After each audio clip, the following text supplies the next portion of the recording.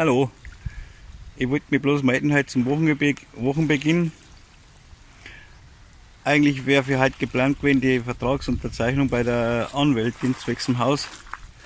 Leider hat meine Vermieterin und Maklerin nicht dran gedacht, dass heute der Nationalfeiertag ist in Kroatien. Ja, das ist jetzt eh kein Problem. Sie hat das dann die Papiere erstmal online hingeschickt zur Anwältin.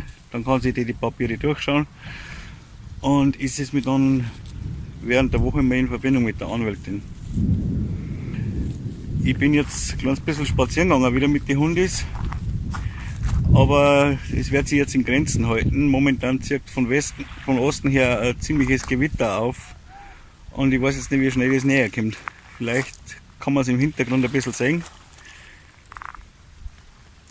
Es kommt ziemlich schnell näher. Das war es eigentlich erst mal für heute.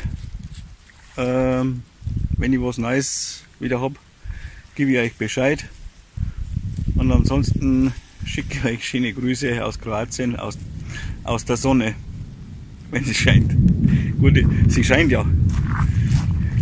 Da ist ein herrlicher Sonnenschein. Ja, wie bei uns auch. Ganz normal Gewitter halt. Bloß ich weiß jetzt da noch nicht, wie schnell es näher kommt. In Deutschland kann ich es einigermaßen abschätzen. Okay, das war's erstmal.